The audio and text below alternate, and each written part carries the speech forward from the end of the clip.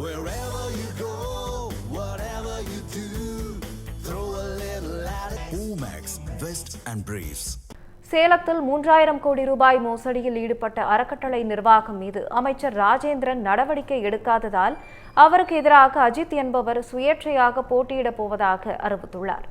அவருடன் நமது செய்தியாளர் கண்ணன் நடத்திய கலந்துரையாடலை தற்போது பார்க்கலாம்.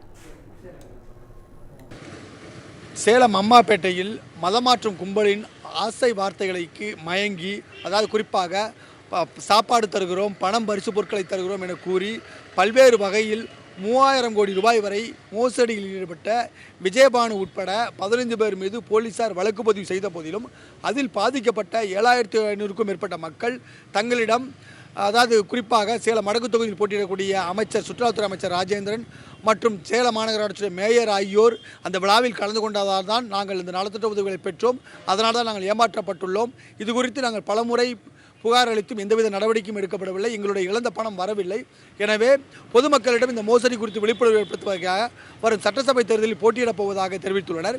இது குறித்து நம்மிடம் விளக்குவதற்காக சட்டசபை தேர்தலில் சுயேட்சையாக போட்டியிட களம் காண இருக்கும் அஜித் இணைந்துள்ளார். அவரிடம் கேட்கலாம். சார், இந்த சட்டசபை தேர்தலில் போட்டியிடுறதுக்கு என்ன காரணம்?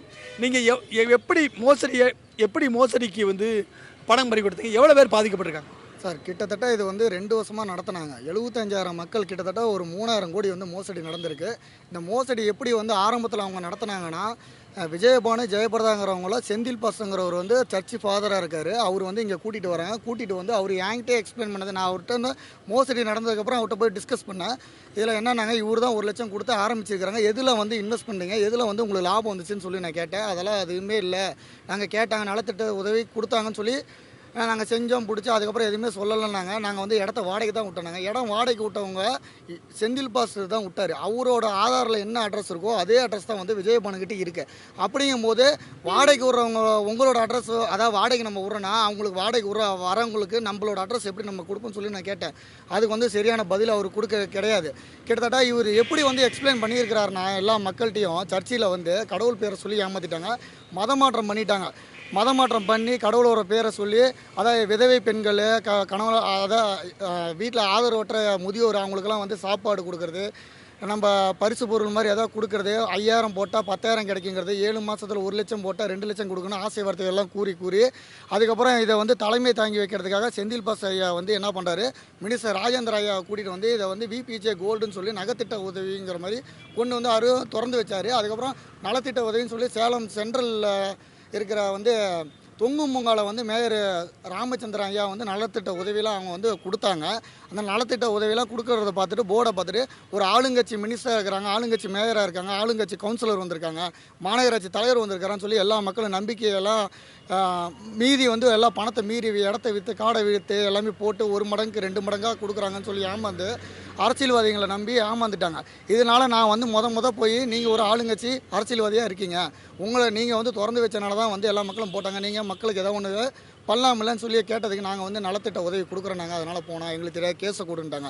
சார், இப்போ நாங்கள் பாதிக்கப்பட்ட நானே இவ்வளோ பண்ணும்போது, நீங்கள் ஆளுங்கட்சி மினிஸ்டராக இருக்கும்போது நீ இதுங்க மேல் இடத்துல சட்டசபையில் பேசியிருக்கணும், சிஎம் சார்ட்ட தெரிவிச்சிருக்கணும்ல, ஏன் நீங்கள் தெரிவிக்கலன்னு சொல்லி நாங்கள் கேட்கும்போது அவங்க தரப்புலேருந்து எதுவுமே வரல. இதை பற்றி நாங்கள் பேச போனால் எங்களுக்கு கொலை மிரட்டல் தான் ஏகப்பட்டது வந்திருக்கு.